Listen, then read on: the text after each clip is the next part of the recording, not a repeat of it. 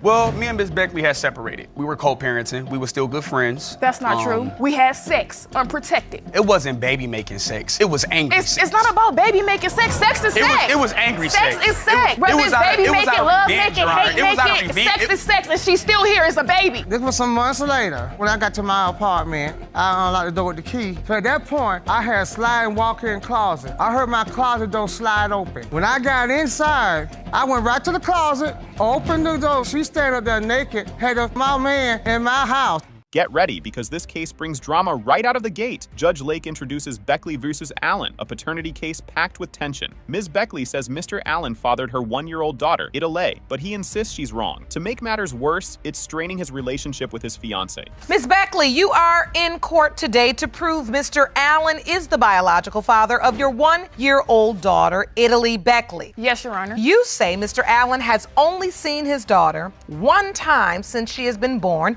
and you want him to take responsibility starting today. Ms. Beckley breaks down, accusing Mr. Allen of neglecting Idale while supporting their other kids. She's been handling everything alone and says it's not fair to their daughter. Her emotional plea earns sympathy, but Mr. Allen doesn't budge. What he says next will have everyone's jaw drop. I'm very angry, very frustrated. He's been neglecting her from day one, since I got pregnant with her. I'm just sick of it, and I just want him to take responsibility of something we both made. It makes me feel angry. She's without a father. It's terrible that she has to go through that, and I'm raising her on my own. I just feel like you should be a dad to her, because you are her father. Mr. Allen shares his doubts, claiming their rocky relationship makes Idale's paternity questionable. He says she told him about the pregnancy too soon after they had angry, intimate violence, which he finds suspicious. When Ms. Beckley counters with receipts, the drama reaches a boiling point. The time of conception made me have strong doubts, that the child is not mine. Well, me and Miss Beckley had separated. We were co-parenting. We were still good friends. That's not true. We had sex, unprotected. It wasn't baby-making sex. It was angry sex. It's not about baby-making sex. Sex is sex. It was angry sex. Sex is sex. Whether it's baby-making, love-making, hate-making, sex is sex, and she's still here as a baby. Ms. Beckley reveals Mr. Allen signed their older kids' birth certificates, but not Idale's. She highlights his absence during her emergency C-section and pregnancy. Mr. Allen's weak defense only fuels the tension, and the arguing escalates from there. He signed Germany's and Xavier's birth certificate. Hers is not signed. So the first one is for Germany, Jacqueline, and Allen. Father's name's there. Second one, Xavier, Dantes, Tyrell, Jerome, Allen. Father's name is there. Third one, Italy, Lisa, Alexandria, Beckley. No father listed. The accusations fly as Mr. Allen says he's asked for DNA tests, but Ms. Beckley calls it a lie. Their back-and-forth blame game turns chaotic until Judge Lake steps in. Her sharp remarks bring both sides to a halt. She denied me the DNA test not once but twice. That's what gave me further doubt. For the fact that the way she told me that she was pregnant was too fast. The baby went full term, April 1st. The baby was due March 11th. I didn't go full term. I had her at 36 weeks. My due date was at April 1st. I had her at March 11th, emergency C-section. She was not full term. Judge Lake interrupts to call out the dysfunction, warning that their behavior harms Idale. She urges them to prioritize their child over their arguments. Her blunt words are a wake-up call for everyone in the room. Because I'm starting to understand what's going on here. Arguing and dysfunction and yelling, and you all do this well. And this little girl is the one suffering because she's a year old with no father. I would just like to say, as a man, I have been really struggling. Judge Lake advises Mr. Allen to focus on his current kids before having more. She emphasizes that being a good dad means quality over quantity. Her tough love hits hard, especially when his fiancée steps in with new revelations. But you can turn off making babies. Yeah, you're right, Your Honor. No, this is where you gotta be honest. No, stop talking.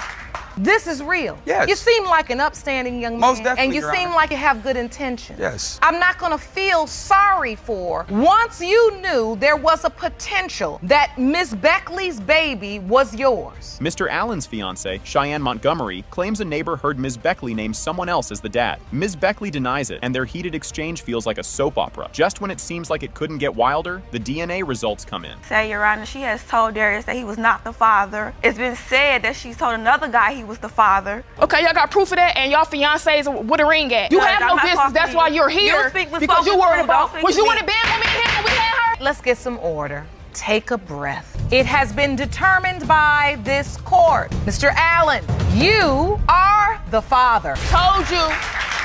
You too, fiancé. Okay, buckle up because this is one wild ride. Judge Lake opens the case of Webb versus Forrest, and it's already juicy. Mr. Webb thinks he's the dad of Ms. Forrest's baby, even though she's married. Her husband is here to prove otherwise, and things are about to get messy. It's like watching a soap opera, but you can't change the channel. You have been waiting 2 years for this day. You claim the defendant, Mrs. Forrest, left you for dead only to find out once you got out of a coma that she was pregnant and that the baby could be yours, her husband. You and your husband are here today desperate to put an end to this drama. You say you have no doubt your daughter's biological father is indeed your husband. Things heat up fast when Mr. Webb says he'll fight for full custody if the baby's his. Ms. Forrest claps back saying, "Not a chance," and suddenly it feels like a courtroom version of a WWE match. The audience leans in because you just know this is going to get even crazier. My intentions are to fight for custody rights if she is my daughter. Well, that's my daughter, and you ain't getting her. My husband got in some trouble, and I ended up meeting Mr. Webb through one of my friends. We hit it off, and then I ended up leaving Mr. Forrest for Mr. Webb. So you began a sexual relationship? Yes, Your Honor. And were you using protection at the time? No, Your Honor.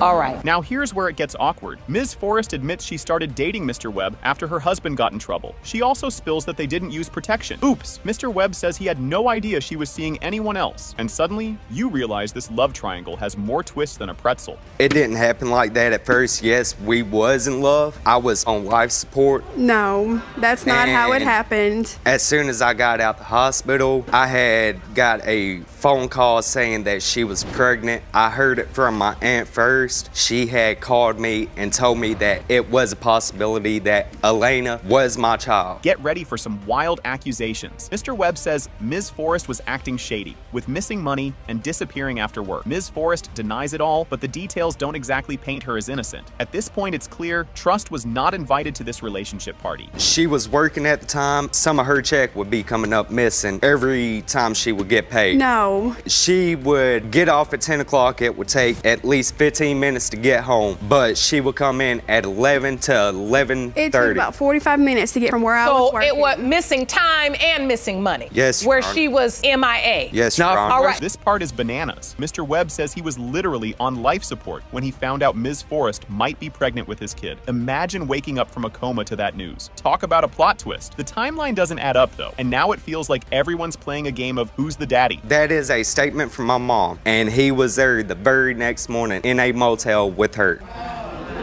We were already broke up. We've done called it quits. We done And called me it and, well, after they done broke up like 3 days before he ever went to the hospital. He's in the bed on life support, and now you have reconciled with your husband. Yes, Your Honor, but I tried to see him. His mother would not let me see him. And now we're doing math. Ms. Forrest says she figured out the conception window and was only with her husband then. But wait, Mr. Webb drops a bomb. They were together right before he went to the hospital. Judge Lake looks like she's solving a Sudoku puzzle as she connects all these messy dots. My daughter was born on May 9th of 2013. And then you take it back 9 months later, that takes it to the week of August 26th through August 31st. You were sleeping with your... Just my husband. The thing about it, Your Honor, is the day that before I went on to life support, we did have sex. What day did you go into the I hospital? went into the hospital on August 26, 2012. Hold up, it gets worse. Mr. Webb says he found out about the baby from his aunt, not even from Ms. Forrest. She says she told his family on Facebook, which doesn't sound like the best way to share baby news. The audience can't decide who's right, but everyone agrees this is the most awkward family drama ever. The reason I have not been there, Your Honor, I had got an email on Facebook from my aunt that Miss Forrest had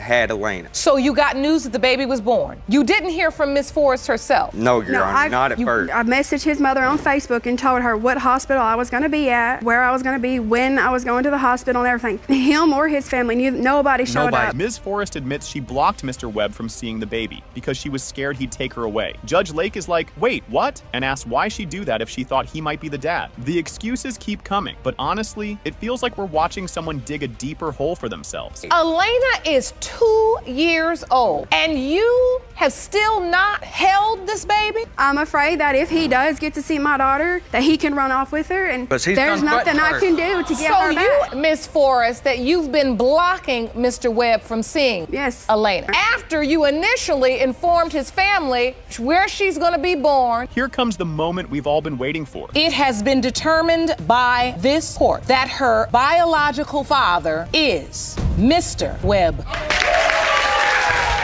This case is starting off bananas. Miss Kavanaugh is back in court after 2 guys were ruled out as her baby's dad. Now she's accusing her mom's friend, Mr. Spence, of being the father, and the audience is gasping like it's a soap opera plot twist. Buckle up. This drama's only getting messier. Ms. Kavanaugh, you appeared in our courtroom previously and tested 2 men as potential fathers of your 1-month-old son, Malcolm. Unfortunately, neither turned out to be his biological father. Yes, Your Honor. You believe Malcolm's biological father is a good friend of your mother's, the defendant, Mr. Spence. Yes, Your Honor. Miss Kavanaugh drops the tea. She purposely tried to seduce her mom's friend by dressing provocatively and asking for rides. Oh, and she was drinking like a fish the whole time. The crowd's reactions, pure Thanksgiving dinner level shock. But wait, Mr. Spence's version of events adds even more chaos. I started calling him up asking for like rides, to the grocery store, to get stuff from my house. And subconsciously, I was trying to try to seduce him. I was wearing inappropriate things around him. In all honesty, I was drinking a lot. I don't know if I did it for a challenge or because I was wanting attention. It was just... Mr. Spence admits he initially said no way, but after awkward encounters, he caved. Once, he claims. Miss Kavanaugh, however, insists it was twice. The court is struggling to untangle this mess, but it's about to get wilder when mom drops her own bombshell. It was like she said. Came over a couple of times. She was in inappropriate gear. The first time, I shunned it off. Second time, I said, hey, watch yourself. Third time, it's starting to look good. Fourth time, lapse in judgment, and here we are today. Wow. So how many times were you intimate with her? One. Just once? Mom steps in with her wild side of the story. She suspected something was up between her daughter and Mr. Spence, but got denied until Miss Kavanaugh finally confessed. Mom's upset, but staying strong for her grandson. Just when things seem at their peak, another potential dad enters the picture. Actually, when we were together, all in the same room, I noticed them looking at each other a little differently. So I questioned each of them. They each denied that anything had happened. Then basically how I found out, one day Megan was angry at me and we had kind of a little tiff or whatever. It was kind of a big tiff, but when we did, she blurted out, "You were right, and I did sleep with Ken." Really? Enter Mr. Scott, the new maybe dad. He says they used protection, except for one drunken slip-up. Miss Kavanaugh thinks that's when it happened, but Mr. Scott disagrees. The court calls for a DNA test, and Judge Lake is ready to drop some hard truths. We understand that you had a sexual relationship with Miss Kavanaugh. Yes, ma'am. You were not using protection. I use protection every time. I don't recall, not using protection. So you don't recall. Now she says there was an instance when you did not, and you say there was no instance? I strongly, I don't believe that, Malcolm is mine. You don't? I don't. Judge Lake delivers a reality check, urging Miss Kavanaugh to stop drinking, get her life together, and be a good mom. Miss Kavanaugh admits her mistakes and promises to lean on her family, but the DNA results, they're about to blow everything up. You can't drink your problems away. Yes, I And you found see out. that. It creates because more problems. You didn't drink any problems away. You just created more problems. A lot. And since you are a mother to a brand new innocent baby, this court's going to require, no matter what the result is, that you get some counseling and you get some help as it relates to that drinking. Yes, understand? Mr. Scott, you are not his father. Wow, this case is already messy. Mr. Threlkeld wants to know if Liliana is his child after his wife cheated while he was deployed. Things are heating up fast with Facebook drama just around the corner. You have entered this courtroom with a marriage on the brink of divorce. You state that while you were out of the country serving in the military, your wife, and she has admitted cheating multiple times. You claim you are not sure if you are the father of her third child, teen-month-old Liliana, and have asked the court for paternity test. Imagine being at war and finding out your wife is stripping back home. A soldier tipped him off, but he thought it was a joke until Facebook confirmed otherwise. Then the base got attacked, and he couldn't check the messages for weeks. A soldier of mine came up to me and tapped me on the boot, said, "Hey, I need to go outside. We need to talk right now." Earlier on in the day, me and him got into some words, so I thought we were gonna, settle it. Well, it turns out his wife and my wife were friends. She had found out that she was actually stripping as we spoke. The internet lounge got on Facebook and asked her, "Hey, is it true you're doing what I told you I didn't want you doing at all?" Once the internet was back, he found messages proving her infidelity. His wife admitted to indiscretions, claiming they were already over. It's a digital soap opera, and the fallout is just beginning.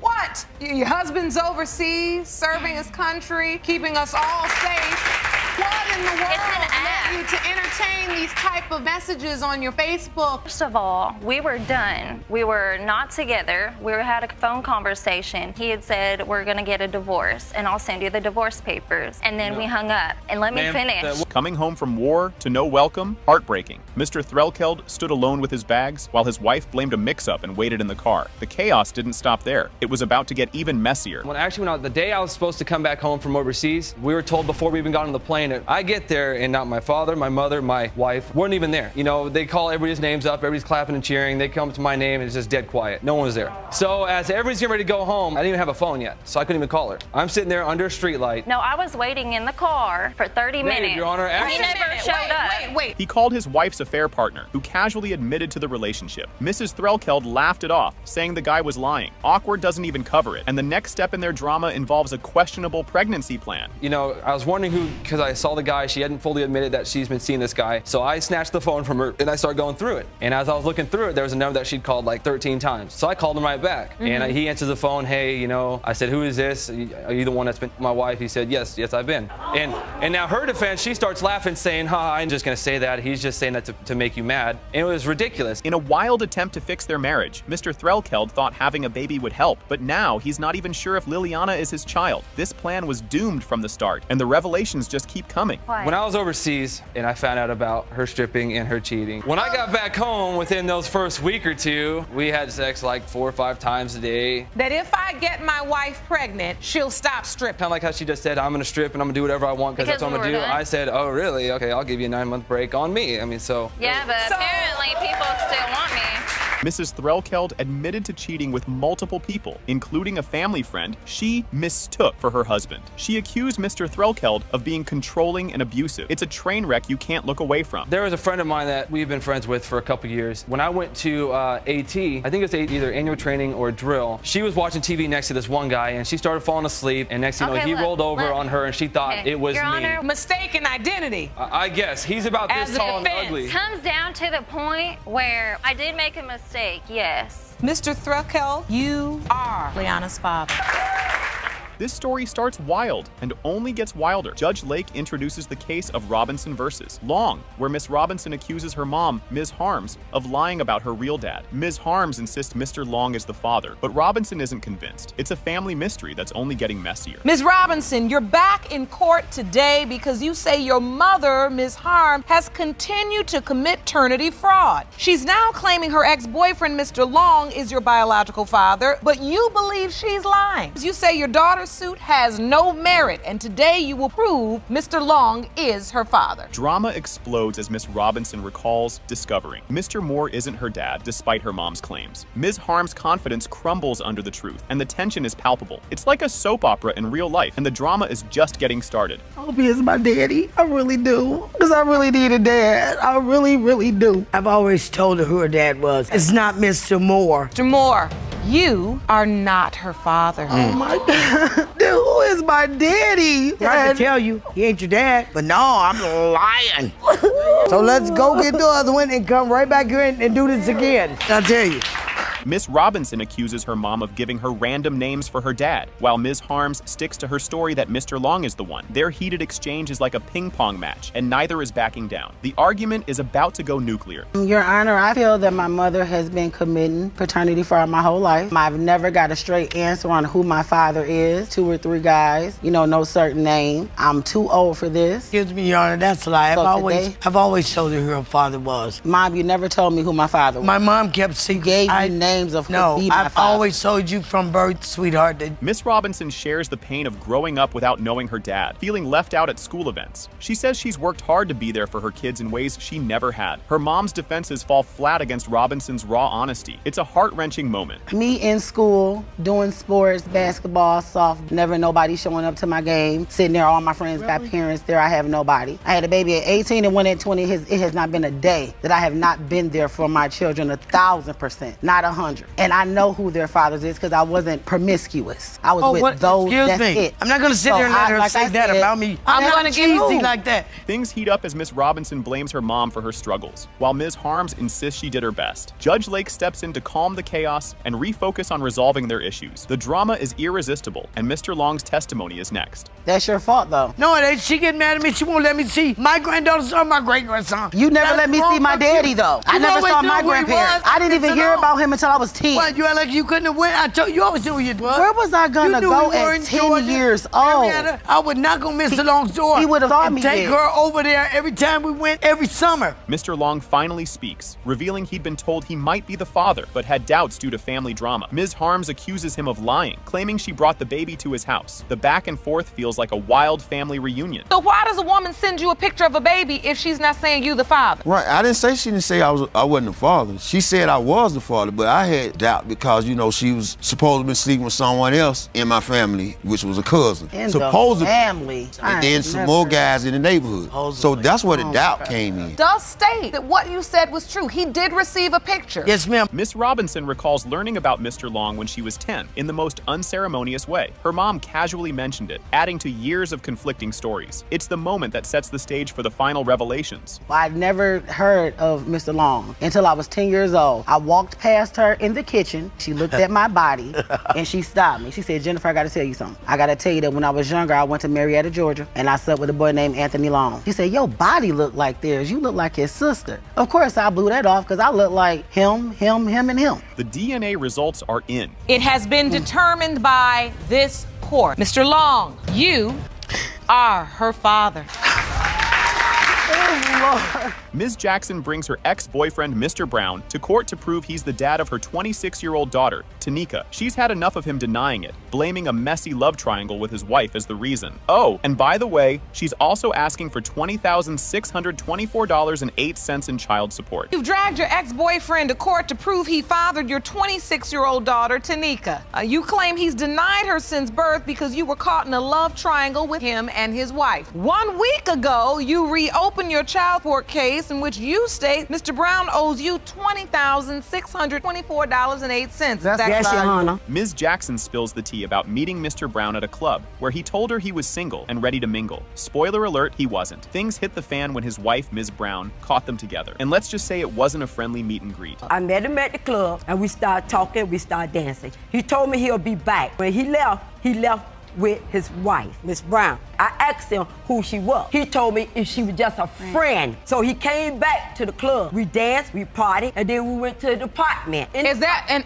apartment? It was an apartment, Your Honor. Whose apartment? It was their apartment. Ms. Jackson remembers the awkward moment Ms. Brown walked in on her and Mr. Brown in an apartment. She thought she was the only one, but surprise, Ms. Brown wasn't out of the picture. This whole mess kicked off years of back and forth fights. She left, and then later on, we were still in the apartment. I didn't know that he was dating her because he told me they had broke up. Having sex, unprotected. Yes. You say Ms. Brown walks in. That was my apartment, y'all. No, I didn't. So Ms. Brown, what happened? Me and the wife was having problems. It was much later when I caught her in the house with him. Ms. Brown explains how she walked into her house, heard the closet door sliding open, and found Ms. Jackson hiding inside, naked. The closet moment is peak chaos and proof that this triangle is more like a tangled up knot. After that, this was some months later, when I got to my apartment, I unlocked the door with the key. So at that point, I had a sliding walk-in closet. I heard my closet door slide open. When I got inside, I went right to the closet,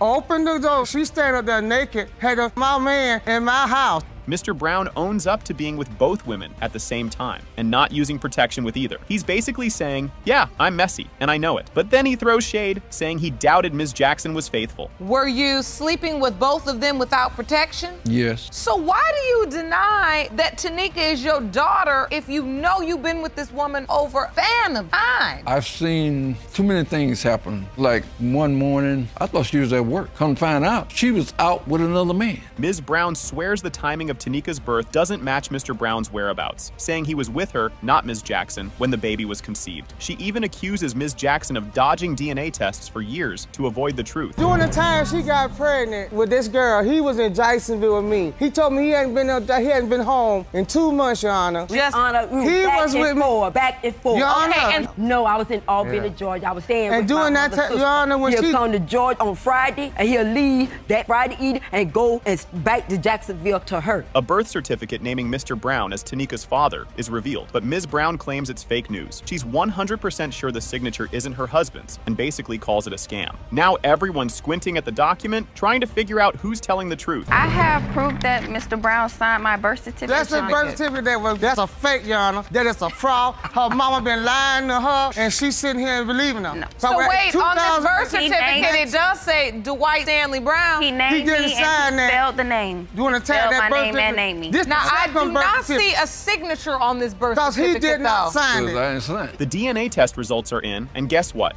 It has been determined by this court. Mr. Brown, you are her father. I was never able to buy 2 pair of Nikes, 2 cell phones, 2 this, 2 this, you know. You didn't buy anything. Well, okay.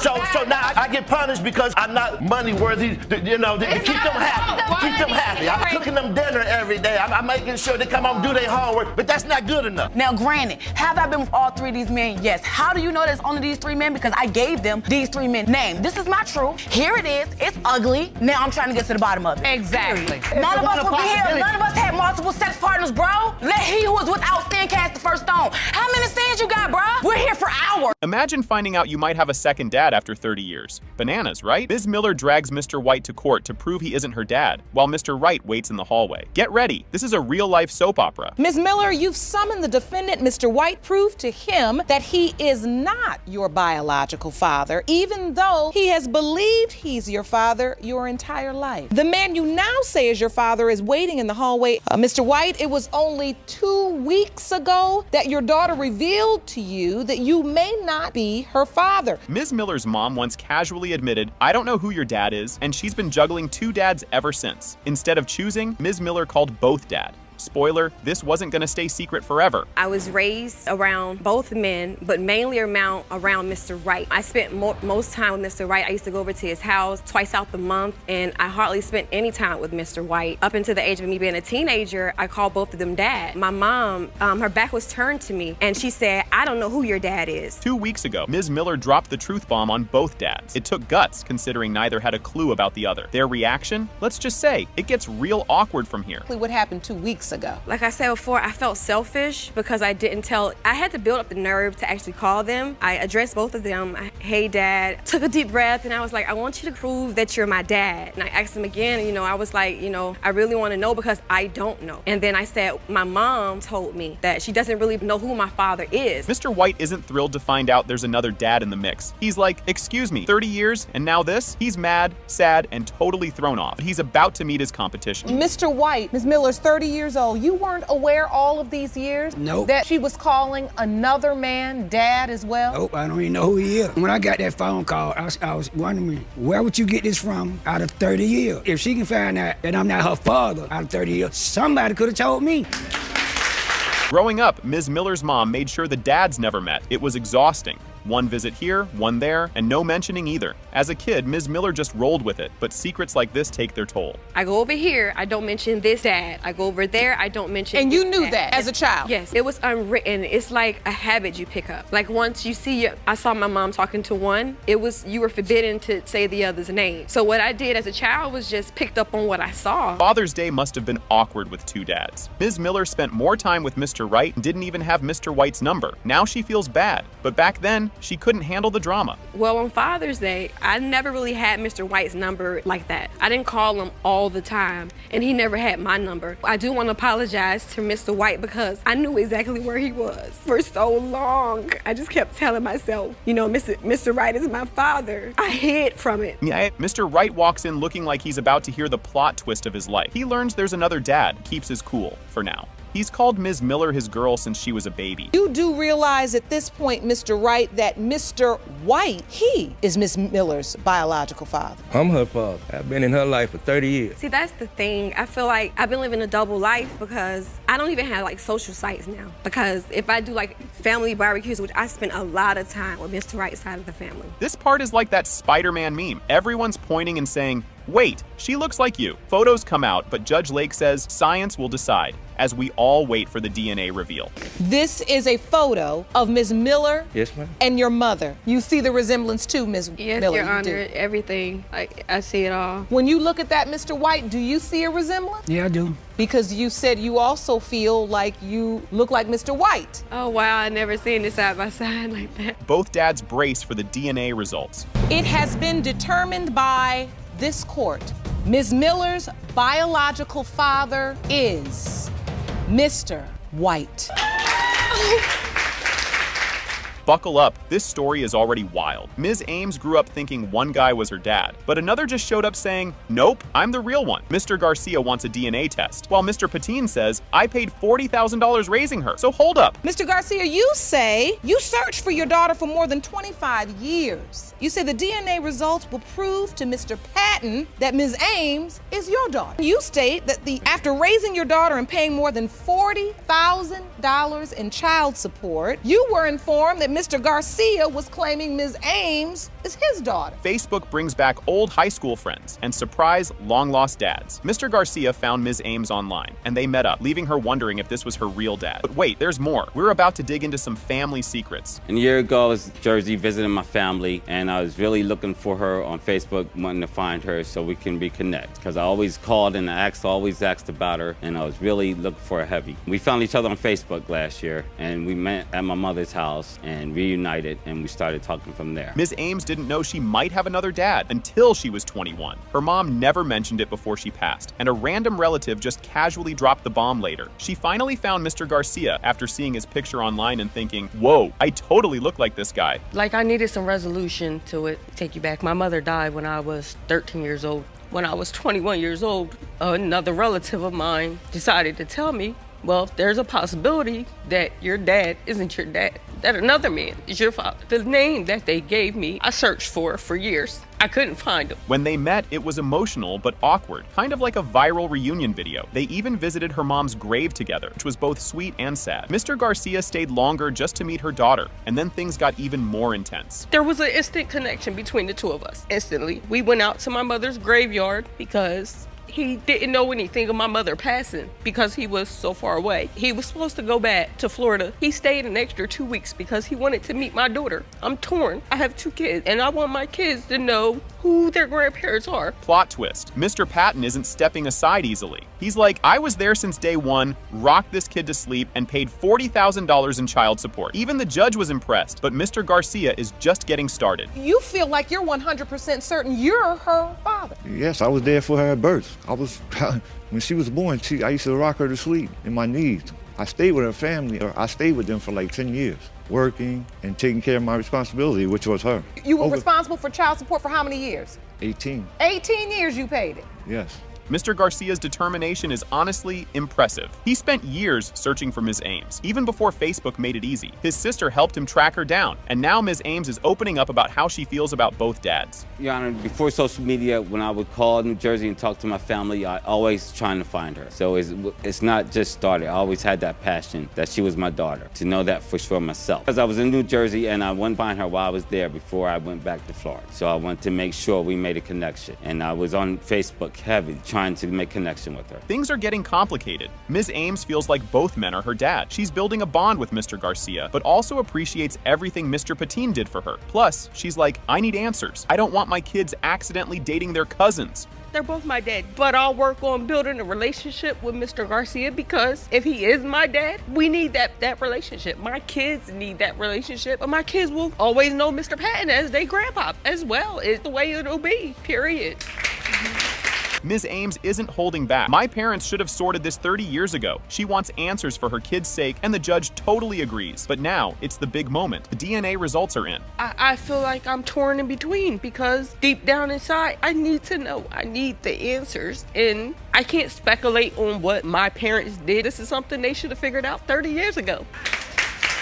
You are most certainly correct. I can't say what they did and what they didn't do because I was a child. The courtroom goes dead quiet as the results come in. It has been determined by this court. Her biological father is Mr. Garcia. Miss Curtis drags her mom, Miss Hall, to court because she's been lied to for 14 years about her dad. Turns out her mom let her believe some other guy was her dad, even though he wasn't. Oh, and there's a mystery dude outside who might be her real dad. This is already a mess. Miss Curtis, you have brought your mother, Miss Hall, to court today because you say she hid the identity of your father from you for 14 years. There's a man waiting outside of the courtroom that your mother believes could be your biological father, yet you still have no idea that's the truth. Yes, Your Honor. Grandma spills the family secret when Miss Curtis was 14, revealing the guy she thought was her dad wasn't. Miss Curtis had to keep it quiet until her mom confessed. She always felt out of place, like she was adopted or something. My grandmother, she sat me down and she said that she wanted to tell me the truth about who my father really is to be and that my mother has been lying to me for the past years of my life, which was 14 years old. And I said, okay. I felt that it was the truth because I always felt like I was adopted. My father, he really never really showed me the affection, the love at all. Mom's story is like a teenage soap opera.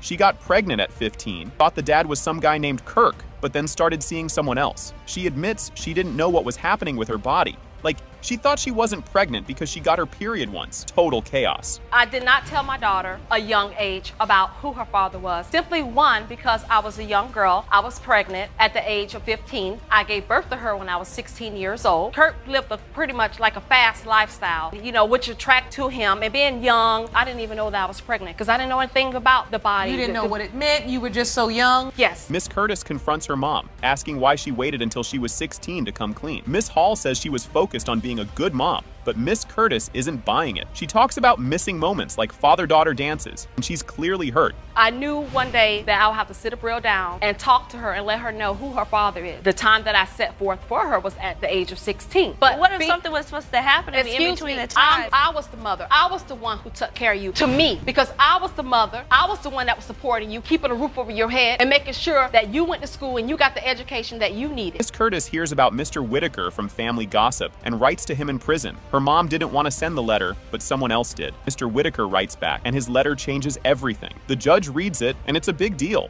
The same night that me and my nana, we had the discussion and we found out where he was, then I started to write him letters and everything. Where he was in prison. I wrote a letter to Kirk in the prison telling him the things that was going on. I was kind of nervous after I got to writing the letter, so I took the letter and I hid it at my mother's house. Mr. Whitaker says he's ready to be the dad Miss Curtis deserves. Miss Hall looks awkward because this blows her plan. She's mad that things aren't on her terms. But come on, it's never perfect timing. This is the first time she'll ever see the letter. He does state he's willing to be the father she needs and deserves, and it's signed Kirk. I know you may not understand how I feel about this right here. That's where I feel like I was deceived and crossed. I had my time that I had set aside to do the right thing. She wants me to be like, I'm the bad person regardless. Mr. Whitaker isn't sure he's the dad because Miss Hall was seeing someone else back then. Plus, he says he was living a fast lifestyle. Lots of money, lots of women, no clue what was happening. His doubts are understandable, but Miss Curtis is frustrated. I'm actually somewhat doubtful, and having said that is because the way the situation went down. When Tamika initially told me, hey, I'm pregnant, you're the father. But as I remember, she was also in a relationship with someone else. That was actually convenient for me, being that I was with somebody. I'll take my part, hey. Miss Curtis says Mr. Whitaker let her down after all his promises while he was in prison. When he got out, he spent time with her mom instead of her. She feels abandoned, and now it's all leading up to the DNA DNA results. He wanted to know little things about me so he can get to know me through the letters. Promised me when he come home, he'll do things for me that he's never done. When he got home, he didn't do none of that, and he still haven't done none of that. I was trying to help him get out of the halfway house so he can come home and spend time with me. He want to break everything that he said, spend less time with me so he can be with her. Mr. Whitaker points out Miss Curtis was given another guy's last name, which confuses him. Why not my name if I'm the dad? Fair point, but the DNA test is about to end this mystery. Do you believe this is your daughter? I believe it could be my daughter. How can I say when she was messing with other men and you give someone else another man's name? I think it's time we have the results. The judge reads the DNA results. When it comes to 22-year-old Abrell Curtis, Mr. Whitaker, you are her father.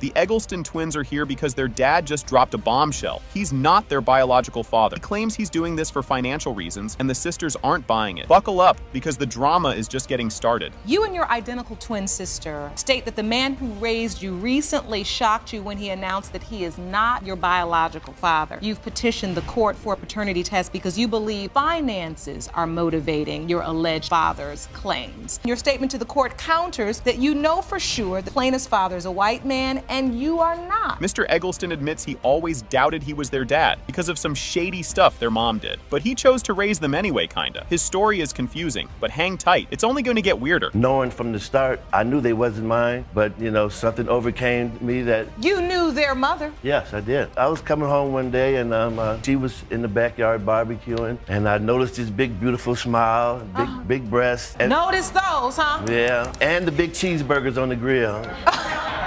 The twins say Mr. Eggleston didn't really act like a dad. No new shoes, no structure, no allowance. After their mom died, they think he only took them in for money. It's rough, and you can't help but wonder if anyone's okay. I was never able to buy 2 pair of Nikes, 2 cell phones, 2 this, 2 this, You didn't buy anything. Okay. So now I get punished because I'm not money worthy, to keep them happy. If I cherish them with money, it'd be a whole new different ballgame. Cooking them dinner every day. I'm making sure they come home, do their homework, but that's not good enough. A cousin shows up, claiming their mom had a sugar daddy, a white guy who might be the twins' real dad. It's just more chaos on top of chaos. And at this point, you're wondering if there's any end to this drama. But he's talking about a white man that actually, I don't know how to word it, but I want to say he was like her job. He didn't care if she was pregnant. He would have sent her money just because that's what they do. That was his purpose of being there. She didn't just call one. He sent money often. Exactly. Before she got pregnant, he was sending money. The twins share how Mr. Eggleston's doubts made them feel like he didn't belong. They even found his secret journal about not knowing if he was their dad, but deciding to stick around. It's a mix of laughter and tears, and things are getting heavy. We found a journal of his, and basically, I understand that this is something that he been fighting with himself, and it's starting to hit him, so it's like... So then that makes us figure, okay, then now we understand why you treated us like we was always... It's something that he hid from us. He was in detail saying they came out and I seen them. So something came over my body saying, I'm gonna be in these kids' life. They're gonna need me one day. The judge reads the DNA results, and guess what? When it comes to whether Mr. Rodney Eggleston is the father of Antonia and Rodnea Eggleston, Mr. Eggleston, you are their father. This starts like a soap opera on fast forward. Mr. Rich is mad, yelling about lies, and Ms. Holman is trying to defend herself while Judge Lake tries to keep order. It's already super dramatic, but trust me, this is just the warm-up. Mr. Rich, go back up. You came here to get an answer. I have not called him lately. I don't care, man. That was a nice speech, but that's all it was, a speech. Stop. If Leanne could have had it her way, and now one of us know. At the end of the day, you're a liar. I've been telling you this since I was pregnant. I've been telling you I need a DNA test since I was pregnant. Judge Lake talks to Ms. Holman like a tough but caring aunt, calling out her mistakes while reminding her she can do better. The vibe gets serious fast, and you can tell Ms. Holman is feeling it. But don't get too relaxed. Things are about to get messy again. You've admitted to where you've gone wrong, and you've also allowed us to see a little piece of what your real heart is. You think we don't know you are confused and just out there riding on a wing and a prayer? I'm here with you and for you. Just when it seems like things might calm down, Ms. Holman drops the bomb that there are other possible dads. Mr. Matthews enters, and it's like a reality show reunion with side-eye galore. If one dad wasn't enough drama, now we've got a whole crew. Can you tell me about these other possible fathers? Well, Just like with Mr. Rich, I told him I didn't remember whether we were together around the time of September, which was around his birthday time.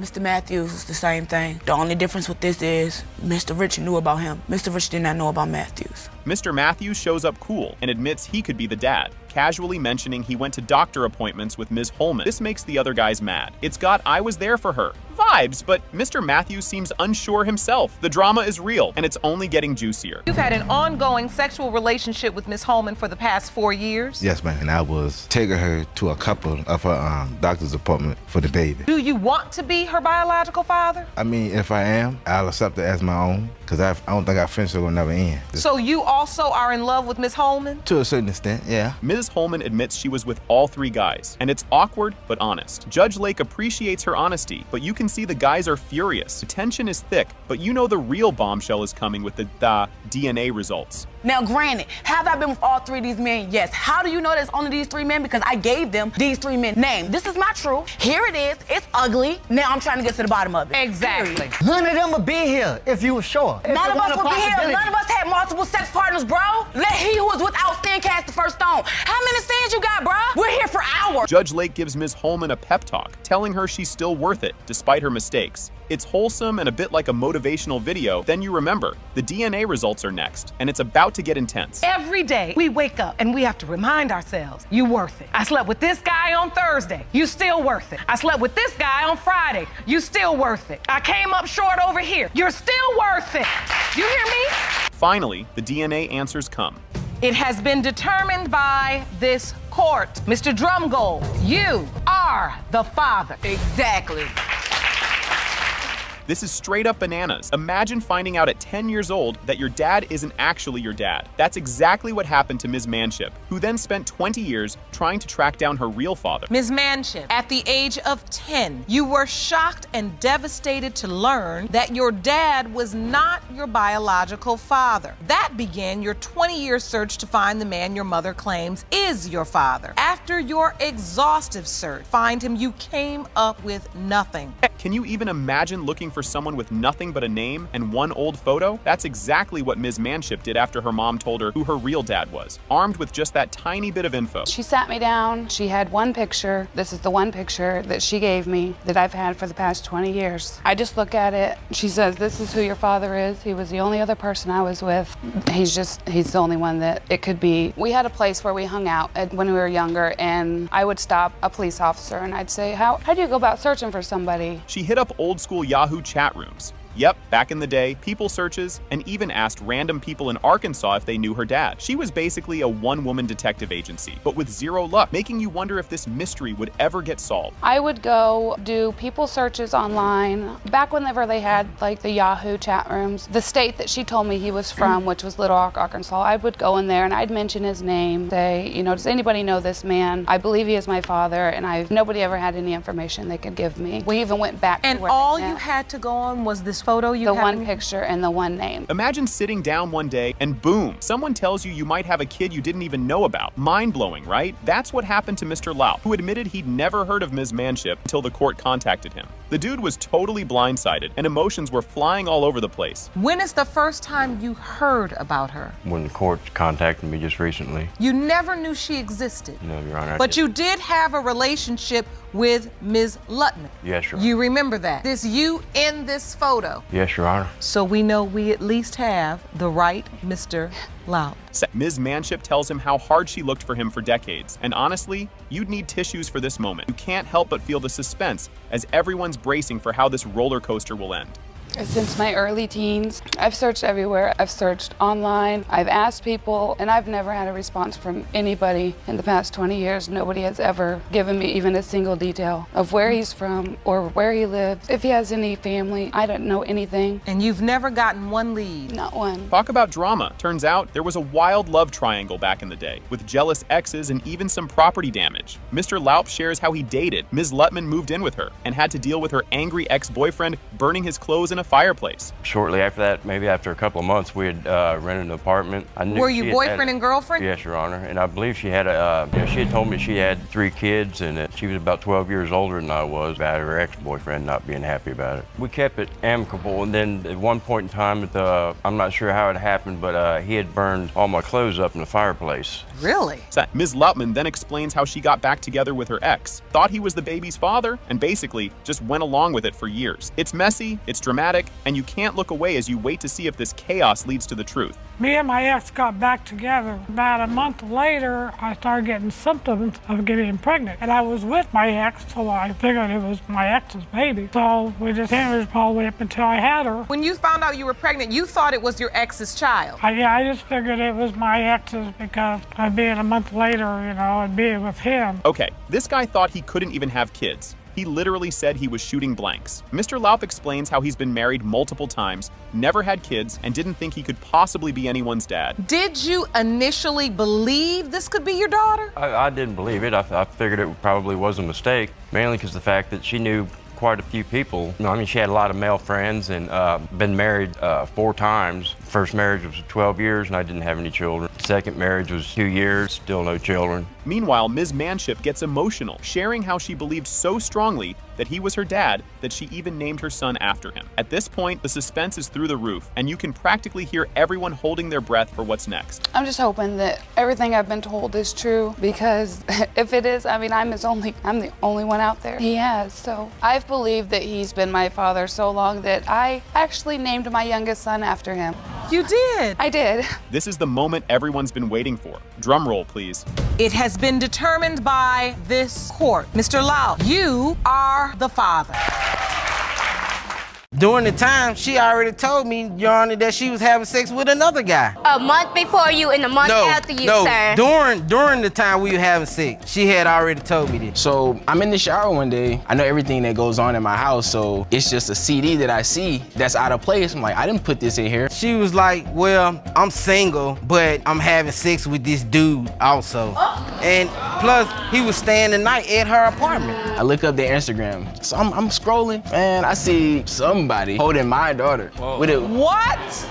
Ms. Reeves walks in like, this guy won't admit he's the father of my kid. Silva's like, nope, not mine. Drama's already spicy, and you know this will be a roller coaster. Ms. Reeves, you are here today to prove that the defendant, Mr. Silva, is the biological father of your 7-month-old son, Legend. Mr. Silva, you were involved in a paternity case on Love and Hip Hop Atlanta in support of your sister, who took a DNA test to prove paternity of her child. Mr. Silva thinks it's okay for guys to cheat because they're guys, but women can't. Judge Lake isn't buying it, and the audience is cracking up. She calls him out, and it's about to get wild. I just don't trust her, Your Honor. I feel like she's tricking me into believing that I'm Legend's father. I grew up loving women, loving sex. You grew up loving sex? I always felt like it was okay for men to go out, have sex, and especially with a baby, trying to say that I'm his father. I just want Basically, all of this started, all he wanted to do was cheat on me. I've been nothing but faithful to him since I first met him. Silva admits to cheating and assumes Ms. Reeves does too. Judge Lake's like, really? You think everyone's shady like you? The audience cheers, and Silva's starting to sweat. It's not looking good for him. Why can't you conquer your doubt and conquer your fear that she's also doing something that she says she's not doing? Well, Your Honor, I feel like if I'm out here, doing what I'm doing whatever she's doing, she's possibly doing the same thing. And why would that be so wrong? Because you can't take what you dish out? I'm trying to understand. Ms. Reeves says Silva accuses her of cheating because he's cheating. He caught her texting her ex, but she's like, it was just a high. Trust issues are everywhere. And they dig into the messy pregnancy drama next. Well, we was broken up at the time. Immediately, as soon as I told him that I was pregnant, he was like, okay, with who? We were broken up for 4 weeks, Your Honor. I caught her texting her ex. When you I confronted her with about texting her ex. I caught them texting multiple times. She claims they're just friends. I had it. One day, I just decided to try to go on her phone, and she changed her password on me. Silva says they were broken up when she got pregnant, so he's doubting it. He showed up at the birth and signed the certificate because her family was staring him down. He felt pressured, but things are about to get even messier. In the hospital, none but her family was there. I was by myself. I came in. As soon as Legend was born, the doctor came in the room, straight to me and gave me the paper. I didn't want to make her look bad, so so you signed the birth certificate? Yes, I felt pressure to sign this. And if you start talking about DNA test and not signing birth certificate, it sheds a negative light on her. Yes, Your Honor. Silva says the baby baby looks like her ex. Ms. Reeves fires back with proof that he was messaging other women. Silva admits he was grimy. The courtroom's buzzing, and there's a lot of baggage here, with DNA results on the way. Like, well, I have proof right here. A girl, she messaged me basically saying that, you know, they was talking. He was her boyfriend as well. He didn't know me. I'm just So some you got a random girl message he out of the met. blue from another woman. And it says, he told me you were his ex and that you were pregnant, but you're and didn't know who the dad was. Yes, ma'am. Ms. Reeves gets emotional, saying she wants their son to feel loved. Silva, still unsure, says he doesn't want to raise another man's kid. It's tense, and you can feel the weight of their struggles. The results are next. I just feel a little hurt, you know what I mean? Because, like, we have a beautiful baby together. And I don't want him to grow up feeling like, oh, my daddy didn't even think that I was his. You know, we were just being irresponsible. I want him to love me the way that I love my. I want him to grow up the same way that I grew up, both of his parents in his life. It has been determined by this court. Mr. Silva, you are the father. Mr. Walker's here to prove he's Kai Manny's dad after being told he's not, even though he's on the birth certificate. Ms. DeVos regrets letting him sign it and insists he's not the dad. Emotions are high, and the drama's just starting. Mr. Walker, you claim the defendant led you to believe you fathered her son, Kamani, for an entire year, but just 6 months ago told you you are not father and refuses to let you see him. You are here to prove that Kamani is your biological son. Mr. Walker was there for the pregnancy and birth, confident Kai Manny is his son. Ms. DeVos doesn't blink while saying he's not. Ouch. You can't help but feel for Mr. Walker, and the judge is about to ask some big questions. But Mr. Walker, you are certain this is your biological child. Yes, Your Honor, this is my son right here. And then for the past 6 months, you have not seen. I haven't been allowed to see my son the last 6 months because Miss DeVos claims that I am not the father. But you're on the birth certificate. I was there the whole time, the whole pregnancy, and there at the hospital. They met in foster care and had a kind of relationship. They got close, things happened, and now we're here. But trust me, this isn't the juiciest part of their story. We met when we was in foster care. We was like this group home setting for to live on their own independently. We met there, we became friends. When I went away to school, we had lost touch or whatever. And then I came back, I don't know, somehow we got back in contact. I was like over his house every day. It was like a getaway. We wasn't in a relationship, but a situation like we was together. Mr. Walker was thrilled at the pregnancy, and she said it was his, until she later mentioned seeing someone else too. The judge's questions are about to get very awkward. When she first told me she was pregnant, I was excited. I asked her if it was mine. She said, yeah, you're the father. Ms. DeVos, do you remember that conversation? Yes, Your Honor. Did you tell Mr. Walker he was your child's biological father? Yes, but at the time, I thought he was the father. He was the one I was with. Ms. DeVos admits she hid the other guy because she was scared, didn't want to be alone. Mr. Walker stepped up, even working 2 jobs. It's messy and emotional, but something explosive is definitely coming. I was scared. Being a first-time mother, I went through the system too, and I just never wanted to tell him that it wasn't his because I knew the situation he'd been through, and I didn't want to go through it alone. When he stepped up to being here, got 2 jobs, and I couldn't work when I was pregnant because he was a big baby. Ms. DeVos chose Mr. Walker as dad because he was there, not the other guy. It wasn't about love, it was convenience. The judge looks ready to dive deeper, and you know it's about to get intense. Why did you make the choice of Mr. Walker? My ex was in another city. He was in the same city as me. So he's here, he's the father. When you say you didn't want to do this alone, so you just chose the man that was closest to you, was ready to step up, so you would have someone to go through this process with. Text messages show Ms. DeVos telling Mr. Walker he's not Kai Manny's dad, via text. Mr. Walker says he's staying as long as he's on the birth certificate. The judge calls her out, and it's about to get even messier. So it says, you say you kicked me out with damn near no place to go. You wasn't thinking about our son or anything. He's not your son. So as long as I'm on the birth certificate, I'm not going anywhere. You ruined my whole life. You're not his father. You ruined your own life. You cold-blooded. Kai Manny calls the other guy Daddy on video calls, which hits Mr. Walker hard. The judge highlights how complicated this is for Kai Manny. Everyone's waiting for the DNA results, and the tension is real. Kamani is 14 months old now. When he sees your ex, he refers to him as daddy? Yes. Did you know that, Mr. Walker? No, I didn't, but around the time that I left the house, he was already getting ready to start saying dada to me, so I don't know. No, he wasn't. The DNA results reveal it has been determined by this court. Mr. Walker, you are not the father. I'm sorry.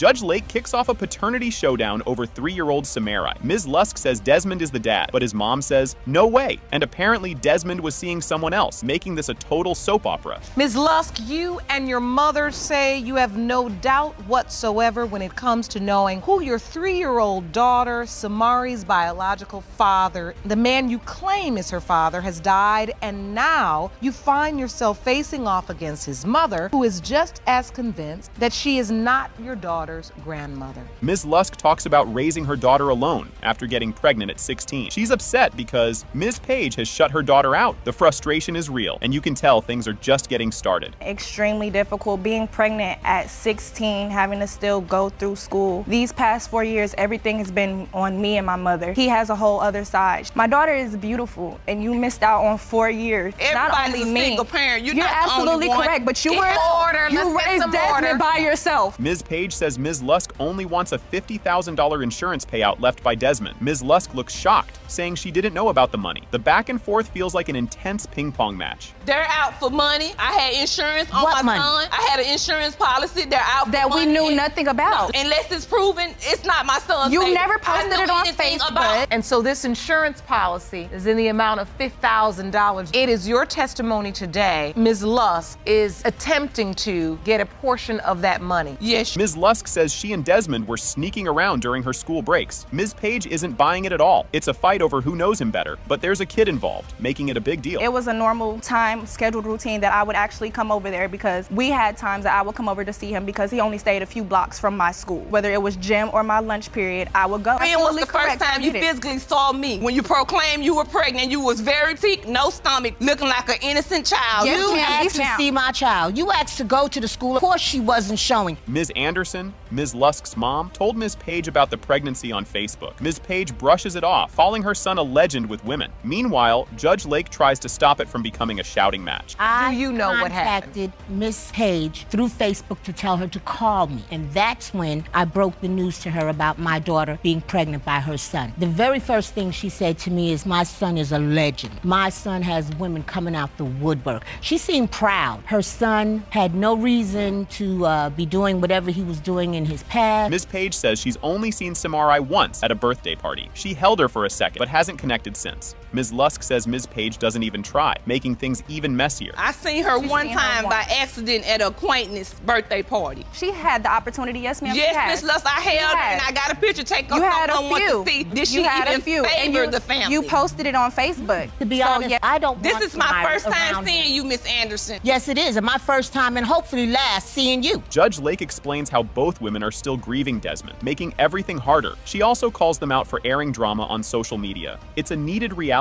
check, but the courtroom is still chaotic. Miss Page is grieving. She doesn't even have a person to review these facts with. Desmond, I need to talk to you about this, and this, so I can get an understanding. Much of this animosity, ma'am, and I hope I'm not speaking, but much of this pain and animosity that is coming out in your testimony is because you do feel like you have a situation before you. Ms. Lusk says she found out she was pregnant days after Desmond died. She couldn't go to his funeral because she felt out of place. Her tears make even Ms. Page show some vulnerability. I believe 4 days after his passing, that's when I took my own pregnancy test and found out I was pregnant. That was April 24th. His funeral was April 27th. I didn't go to his funeral. Like, how can I even go? I can't even support Miss somebody. Lusk, I didn't have time to grieve. I didn't have time to grieve. The day after my son's first daughter was born, I understand. You Judge Lake reads the DNA results. It has been determined by this court. The probability of relatedness between Miss Page and Samari Page is 99.96%. This case starts off wild, like a spaghetti-covered kid. It's Johnson vs. Kirby. Mr. Johnson says, "Not my kid," while Ms. Kirby insists he is. She says Caden needs his dad. Mr. Johnson's dodging responsibility. Buckle up, it's about to get messier. Mr. Johnson, you are here to prove you are not the biological father of Miss Kirby's 11-month-old son, Caden. You claim her accusations are causing trouble in your relationship, and you are certain the results will clear your name. This is like arguing over spilled milk, except the milk is a baby. baby. Johnson says Kirby's ruining his life by claiming he's the dad. She insists they planned Caden, and now Johnson's ghosting. He stays firm, denying it's his kid. Things are about to escalate. She's trying to pin a child on me that ain't mine, and she's causing problems in my current relationship. How am I causing issues in your current relationship when you just called to me yesterday?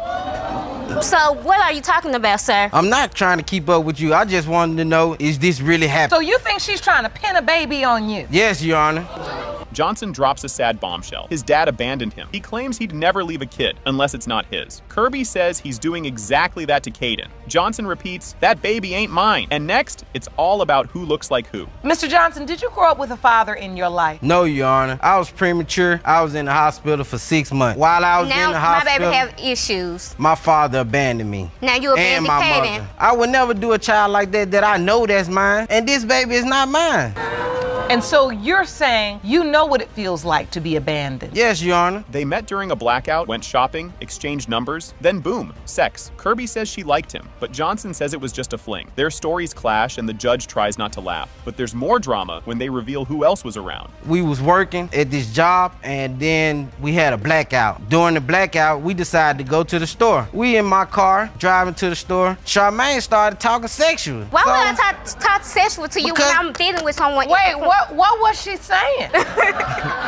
Here's where it gets messy. Johnson says Kirby told him she was seeing someone else too. She admits it, but claims Johnson is the dad. Johnson's like, I'm 1 out of 3? It's like bad reality TV, and conception dates are next. During the time, she already told me, Your Honor, that she was having sex with another guy. A month before you and a month after you, sir. During the time we were having sex, she had already told me this. She was like, well, I'm single, but I'm having sex with this dude also. And plus, he was staying the night at her apartment. Johnson finds out on Facebook he might be a dad. He messages Kirby, and at first she says no, then switches to yes. Johnson's confused and says she's playing games. Things are about to get even weirder. I was at this party, and I was scrolling on social media, and I seen her post something about she don't need help with her child. So I hit her up. I was like, are you pregnant? She was like, yeah. Is the baby mine? She was like, no. So I left the party and went to her house. And then she flipped the script and was saying, well, yes, you are the father. Kirby says she did the math and conceived around when she slept with Johnson. He doubts it, since others were involved. The judge sighs as she explains again. It's confusing, and there's more with the baby's health coming up. Because I did the calculations, we had sex July 10th, and this the amount of time that I could see Caden. But I thought you slept with him within a 24-hour window of meeting him, and you also were in a sexual relationship with the other man. Me and him had sex July 10th on our way when we got back from Clarksville. Kirby explains Caden has health issues, like needing a G-tube. She says Johnson hasn't helped at all, while he says she didn't give him a chance. The arguments are non-stop. Soon an expert will shed light on Caden's condition. My baby has health issues. He has a G-tube, so we back and forth from different doctors, ENT, G-tube clinic, all that. And he's also albino. I didn't even know that this child was albino, and plus, no one's in my family albino. Has no trait of it. Expert explains albinism happens when both parents carry a hidden gene. Despite the clear explanation, Johnson shakes his head in disbelief. Kirby looks hopeful, but spoiler alert, he's not convinced until the DNA says otherwise. So albinism is a very rare disease. Less than 1 in 20,000 children have it, and it is the absence of pigment, both in the hair, skin, and sometimes eyes. How does it get passed down to a child? Is it each parent, even though they look phenotypically or to the eyes normally pigmented, carry an abnormal gene? The big moment. It has been determined by this court. Johnson, you are the father. Ms. Ferguson brings her mom, Ms. Munsell, to court after finding out her dad, Ken Ferguson, might not actually be her dad. Apparently, mom was seeing multiple guys when Ms. Ferguson was conceived, and now a paternity test is the only way to know. Buckle up, this family drama is just getting started. Ms. Ferguson, you've brought your mother to court today because you were recently shocked to learn that Ken Ferguson, who raised you your entire life, you have petitioned the court for a paternity test on Mr. Ferguson, whom we'll hear from in a moment. You acknowledge that you finally confessed to your daughter that you slept with more than one man at the time of her conception. Ms. Ferguson explains how her mom treated her like background noise while spending time with friends and boyfriends. It all got worse when Ms. Ferguson discovered her mom's cheating. And it's not over. Wait till you hear about the stepdad's role in all this. My mom goes through crazy moments and acts like her family never is there, acts like her two daughters are never the only ones that just want her attention and to her and be there for her. So she was treating us like crap. She was acting like we never are there for her. She went, not even the husband, you know, so we all felt lean on when she actually didn't have anyone else around her. Judge Lake steps in, trying to bring some sense to this chaos. She points out the pain Ms. Ferguson feels and urges Ms. Munsell to think about her daughter's feelings. It's a rare moment of calm, but let's see if anyone takes it to heart. Do you think as a parent, as a mother, it's more difficult for you to endure maybe this moment? Or would it be more difficult to stand there as a young woman who your father is? You don't know who he is. Do you understand why I think he could not be my father? Ms. Ferguson shares how her stepdad revealed that Ken Ferguson might not be her real dad. She's not even surprised after all her mom's affairs. It's like a soap opera, and things are about to get even messier when Ken speaks up. We were talking for about 4 hours, and when he told me, I became quiet because it hit me with realization like, wow, you know, seeing her sleep with so many guys that this doesn't shock me at all. The night he told me, I went my pictures around and was just trying to look at every little figure that we could have alike. I see cheekbones, other things too. Ms. Munsell tries to apologize, but ends up making excuses, leaving Ms. Ferguson rolling her eyes. It's awkward, like trying to fix a broken vase with tape. The years of hurt are too much for a quick apology. I came here for you to do this. And that's what you're gonna do, is you're gonna drag it all out. When you stood there and you told me all it was to find out about your dad. I'm not a perfect mom. I never tried to be. I never, you know, I did what I could do. But I love you and I never once regretted having you. The big reveal. When it comes to Alicia Ferguson, Mr. Ferguson, you are her father. The court starts, and Mr. Smith shares why he's here to prove he's the dad of his 4-year-old daughter, Cookie. He's already on the birth certificate and has been calling himself daddy since day one. Mr. Smith, you have brought your estranged wife to court to prove that you are the biological father of her 4-year-old daughter, Christina Cookie Smith. You signed the birth certificate and have been daddy since she was born and claim you know you are her father. Mrs. Smith drops a bomb and says, well, actually, Cookie might belong to someone else, which makes the audience gasp louder than a crowd watching fireworks. This messy case is just warming up, and things are about to get even juicier. Mrs. Smith, you admit that you allowed your husband to sign the birth certificate and initially believed he was Cookie's father, but as your daughter got older, she no longer looked like him. And now you believe another man is her dad. Mr. Smith finds his wife's old phone, flips through it, and boom, text messages and photos that make his head spin. It's not just, hey, how are you? Messages. These are I miss you texts, plus some nude pics. We actually end up getting new phones around that time. Okay. So it's just like the other phones were kind of lingering around. So I'm just casually just going through them. And you know, I saw text messages, some photos between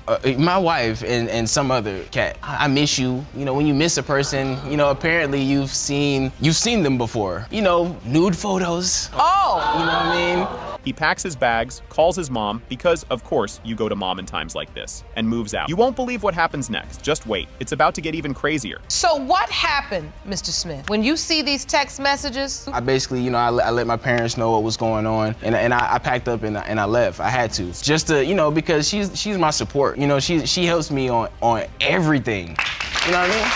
Mrs. Smith announces she's pregnant and uses it as a chance to patch things up. Mr. Smith, feeling all kinds of love, jumps back in, ready to be the best husband and dad ever. When I found out I was pregnant, we were very excited. I told Christian we weren't together. I thought that this could be a chance for us to reconnect and make our marriage work. He agreed, and shortly after we got back together. Mr. Smith, when you found out she was pregnant, were you happy about it? Extremely happy. I didn't know what love was until I met this person. He's there for the birth, signing the certificate, and watching Cookie Cookie enter the world with all the pride of a guy who thinks he's got it all figured out. But oh boy, little does he know, this happy moment is just the calm before another storm. Were you there at the hospital when she was born? I made priority number one. It was a cesarean section. Made sure was, since I couldn't cut the cord, I asked the doctor, can I lean over, can I see, because you can only see that one time. So now, when Cookie is 18, 21, 40, I can tell her that I saw you come into this earth. First time you just... While showering one day, Mr. Smith notices something weird, a random CD sitting where it doesn't belong. Turns out it's got some guy's number on it, and curiosity sends him down the rabbit hole. So I'm in the shower one day. I know everything that goes on in my house, so it's just a CD that I see that's out of place. I'm like, I didn't put this in here. That number, it's just something about that number. I ain't forget about that number. And then I saw an Instagram name, so I immediately I look up their Instagram. So I'm scrolling, and I see somebody holding my daughter. With it. What? After a little Instagram snooping, he finds a photo of this mystery dude cheesing with Cookie, looking like he's auditioning for Proud Dad of the Year. Mrs. Smith finally admits she hooked up with this guy, Joseph, and things get super awkward. With a cheese on their face, like it's all happy and everything. It did have a caption, but I not for word verbatim, but it was something in the line of him claiming her, though. It was that. This is the photo you saw on Instagram? Honestly, though, I don't like looking at that at all. You can't even look at it. No. Joseph says he met Mrs. Smith when she was separated and had no idea she was married. He's all like, we hit it off. I didn't know about her husband. And oh yeah, I met Cookie when she was 2. I seen her walking down the sidewalk, and I actually ran behind her, and we exchanged numbers. We talked on the phone for a little bit. Did she tell you she was married? No, ma'am. I had no clue. So when did you find out about the baby? I don't know a time verbatim, but the first time that I've seen Cookie in person was she was 2 years old. You know what? I don't even remember verbatim. I don't. He describes meeting Cookie and feeling like she already knew him, which gives him that, maybe I'm her dad vibe. But wait, Joseph isn't the only guy calling himself dad, and the situation just keeps getting messier. When I seen her, she looks just like my dad. She looks just like us, so, I never really doubted it. You understand what I'm saying? I always thought that, this is my child. You find out, you accept it, you've got this little girl. Do you make plans to stay in her life? Yes, ma'am, I did, but at the same time, I wasn't in a position to a structure of a good parent. Mr. Smith and Joseph both want to be in Cookie's life, and they're both like, she's my baby. Mrs. Smith finally admits she's been keeping secrets, and everyone's trying to figure out what's going on. You still were allowing Mr. Prater to see her behind your husband's back. I didn't even know any of that. And Mr. Prater, you did not know about Mr. Smith. Couldn't find the right time to say anything about it. When you have issues like this, the right time is the soonest time available. The judge opens the results, and bam. It has been determined by this court. The biological father is Mr. Prater. I'm sorry.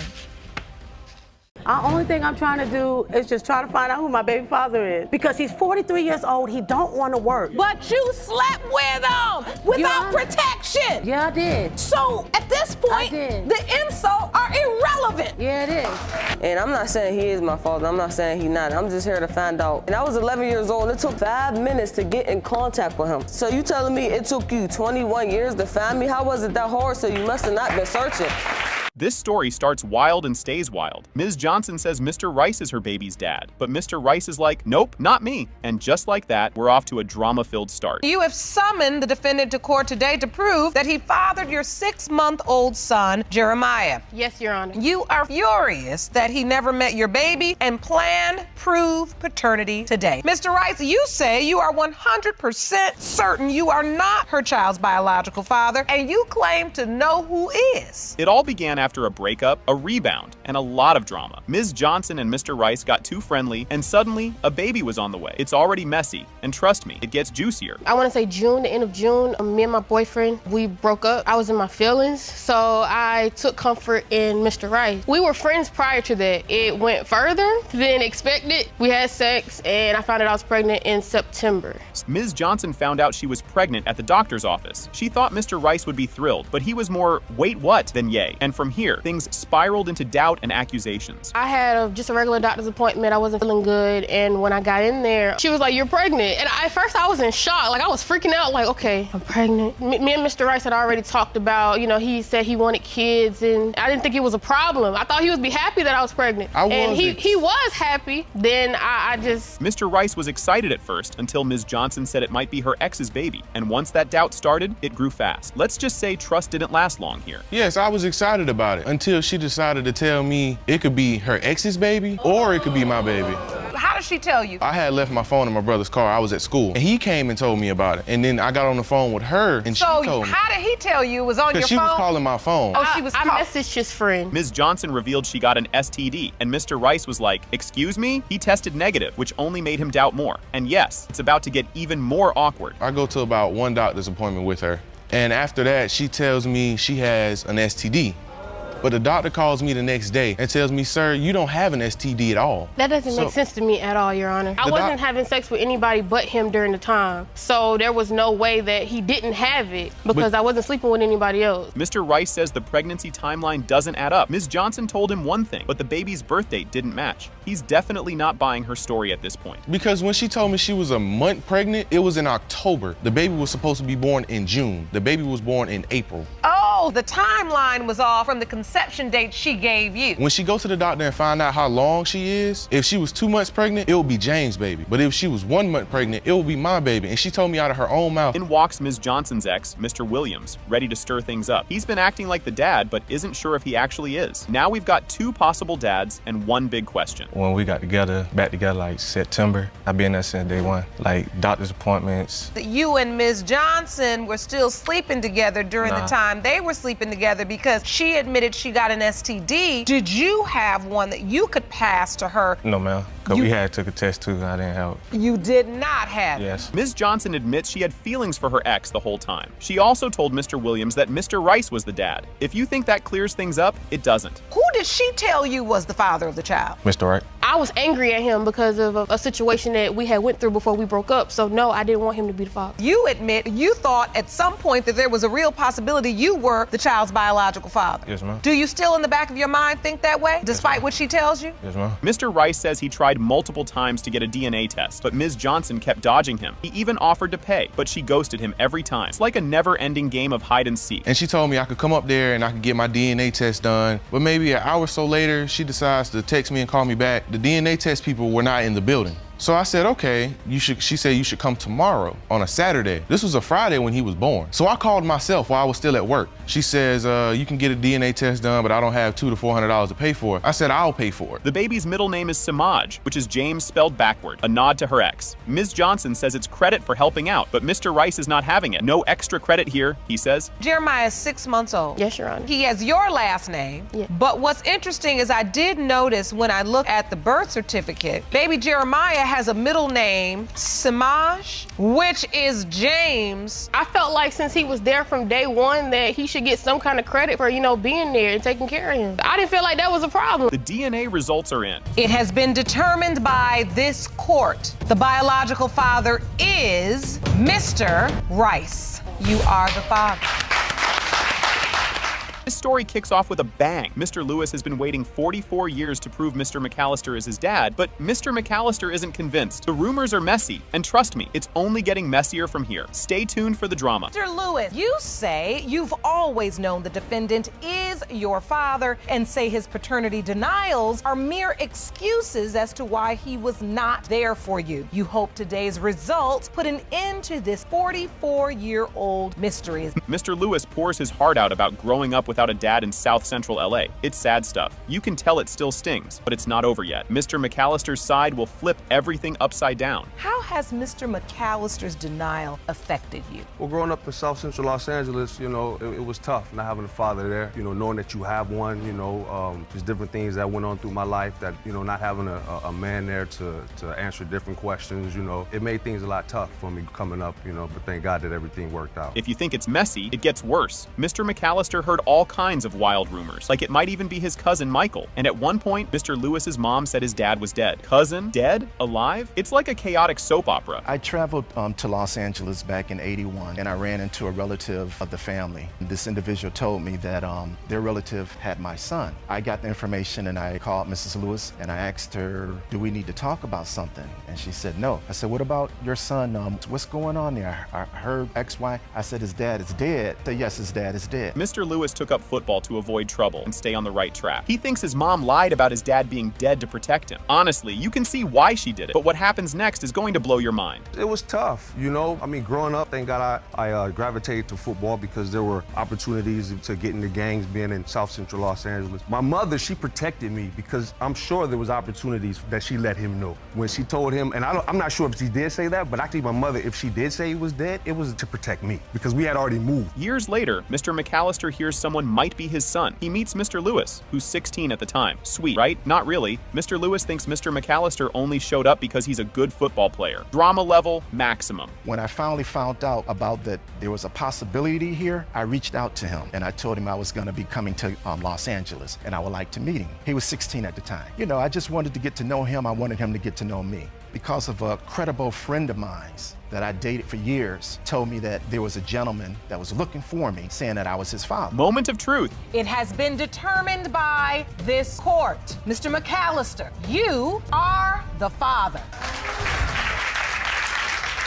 Ms. Hicks kicks things off like a soap opera, saying this DNA test will save her relationship and prove Mr. Smith is the dad of baby Honesty. She's super confident, swearing she knows who the dad is. Buckle up, this is just the start of the drama. Ms. Hicks, you say the sins of your past have brought you into court today to save your relationship. You are petitioning the court for a DNA test to prove that the defendant is the father of your 3-month-old daughter, Honesty. Ms. Hicks is furious. She says she feels betrayed, especially since her sister is siding with Mr. Smith. She insists she only ever slept with Mr. Smith, and all these claims are making her mad. The drama's only getting started. I know I've only slept with him, and I know who my children belong to. Hearing this from him and him getting it from my own bloody sister, it just bores me. Tell the truth. So, I got something to say. She's telling false lies, okay? I know for a fact that he was not the only one she was you're there in the sleeping same with. bed with me when I'm sleeping with these people I get. Mr. Smith pulls out medical records showing he has hypogonadism, which supposedly means can't have kids. The court takes a good look at it and science seems on his side, but Ms. Hicks isn't backing down. She's ready to prove her point. I used to work out a lot, and one time strained myself too hard and I had to go to the hospital, and the doctor told me that I couldn't have kids, that my testicles had dropped by that time. Male hypogonadism is a condition in which the body doesn't produce enough testosterone or has an impaired ability to produce sperm or both. Ms. Hicks isn't buying it. She says, just look at Honesty. She's proof enough. She calls Mr. Smith's story ridiculous and insists the baby is the best evidence. Things are heating up with cheating accusations coming next. 2 months after Honesty was born.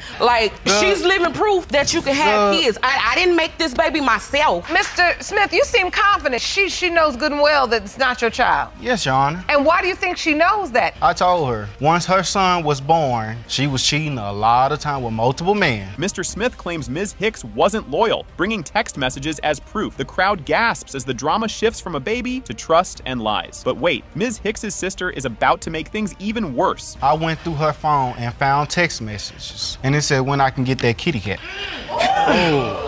Oh, the other guy said, I miss that kitty cat. And Ms. Hicks responded, you know he leaves, so you can come over anytime. Yes, Your Honor. Saw this message and you feel like she was definitely sleeping around. Yes, Your Honor. Ms. Hicks's sister Carlicia steps up, saying Ms. Hicks was with other guys. Ms. Hicks loses it, accusing her sister of lying to ruin her life. Just when you think it can't get worse, an expert arrives to clear things up. Your Honor, I bet you don't even remember when he went to his grandma's house because they got into it. She had another man coming in the bed, sleeping in his bed. You hear me?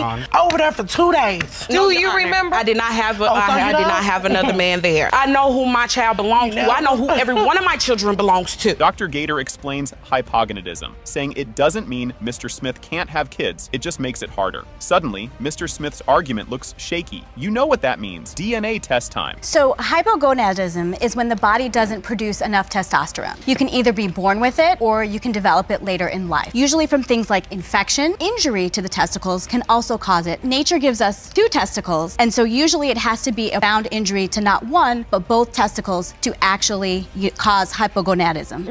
The DNA test reveals it has been determined by this court. Mr. Smith, you are the father.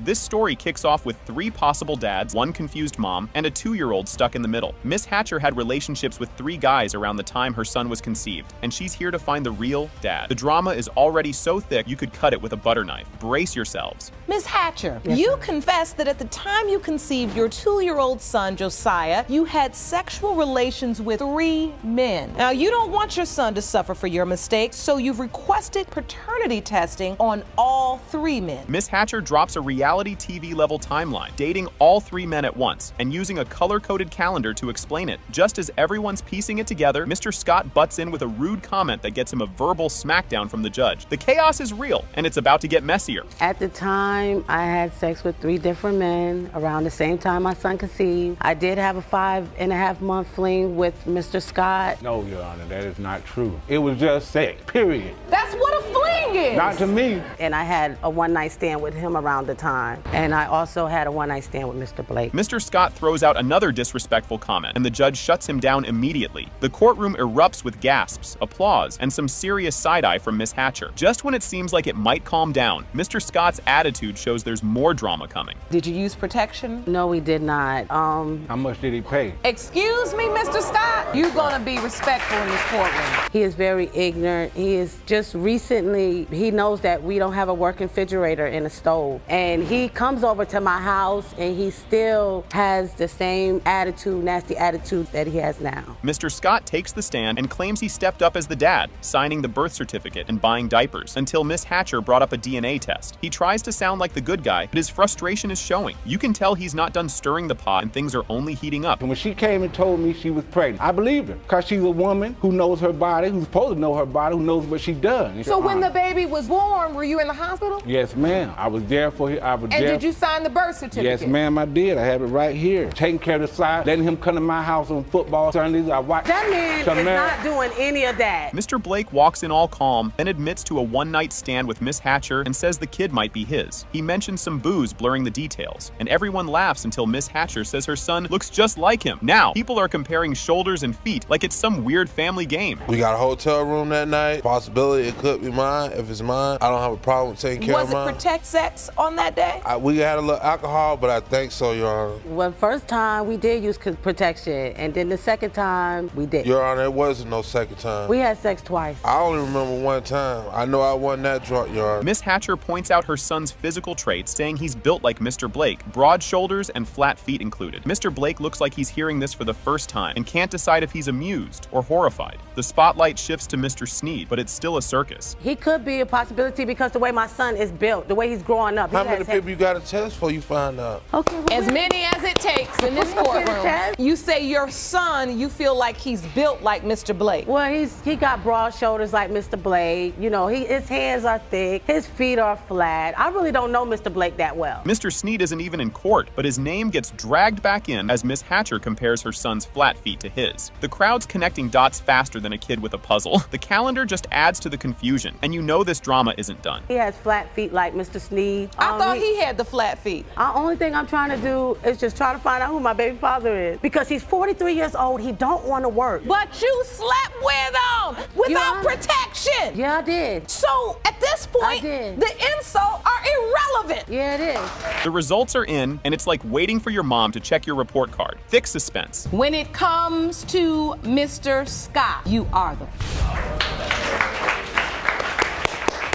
This story kicks off with family drama. Adriana Tucker wants Charles Hunter to admit he's her dad, but Charles isn't convinced. It's awkward, and it's only getting wilder from here. Miss Tucker, you believed another man was your dad until a bomb was dropped on you 10 years ago when your mother admitted that the defendant is your biological father. You opened your case to prove to Mr. Hunter that he is your dad. Adriana just wants Charles to take a DNA test and end the mystery. She's tired of being her own detective, and when her mom explains why she lied, it's completely bananas. I have been trying to get Charles to do a DNA test with me twice. I scheduled a test, he didn't show up, and it's just a lot of confusion in my own mind, and it's very traumatic to me. I'm trying to figure out if he's my father or not to close this chapter in my life, because I grew up thinking someone else was my father. Adriana's mom admits she lied about who her dad was, thinking Charles wasn't dad material. Adriana feels like she's missing out on her own story, and things are about to get even crazier. Told her that someone else was her father at the time in order to protect her. I felt like Mr. Hunter was not a good role model. Or what, she had a better chance of having a father in her life? No, Your Honor, that's not the reason why. I was dating this guy, but it was basically over. At the end of the day, he wasn't good for her, and neither was Mr. Hunter's. In 5th grade, Adriana overhears a phone call that flips her world. The man she thought was her dad denies it, leaving her confused. And middle school, total soap opera drama. I was in the 5th grade, and his sister had came and got me one weekend like she always did. They were on the phone, and I was over listening to their conversation with her telling him that to meet me, she believed that I was his daughter. And it was my first time ever talking to him. I was really excited. And that's when he told me that my mom was not being honest with me. A lady tells Adriana that Charles might be her dad, but her mom denies it. Adriana is left with questions, and Charles has his own surprising version of events to share. I was in the 7th grade. Where we're from is very small. So I was at a store. There's a woman who knows them both. And she told me, she said, you look just like your dad. And so I go, oh, you know my dad? And I said his name. And she goes, that's not your dad. And that's when she said Mr. Hunter's name. And that was the first I have ever heard of him. Charles says Adriana's mom told him he wasn't the dad, so he moved on. Years later, he hears rumors, but doesn't follow up. And then there's that time he showed up at Adriana's school. Adrian told me she was pregnant. So when she got pregnant, you were told? And she told me the child wasn't mine. And what was your relationship like with Miss Tucker? Yeah, for a short while. She told me she was pregnant. She said the baby wasn't mine. I left and I got my life together. And I stayed gone for 15, 16 years. I came back to North Carolina hearing rumors that she was mine. Charles pulls Adriana out of class to say, hey, I might be your dad. She's confused. And he later says it might have been a joke. Things only get messier from here. I was in middle school, and the young woman that is like his daughter, and they called me out of class. And he told me who he was, and he told me that he was my dad. That's what he said. What? And I told him no, like I always have said the other man was my dad. And just so happened, my mom still said no. And then we see him. I guess he had just moved back to town. Adriana's aunt spills the tea in a car, saying Charles is the dad, while her mom tries to hush her. Adriana is stunned, and her mom finally admits the truth. I was 23, and we were in the car with my aunt. They're a loving relationship, but my aunt's very vocal. Made the comment to my mom that she had not been truthful to me about who my dad was, and she needed to tell me the truth. My mom looked like she just looked like my aunt better keep her mouth shut. Oh. Turns out Charles used to date Adriana's aunt. Judge Lake points out how messy this all is, with Adriana stuck in the middle. And now we're heading to the DNA results. Well, I had met a young lady. Come to find out it was Adrian's sister. And I thought that about that. So you slept with her sister.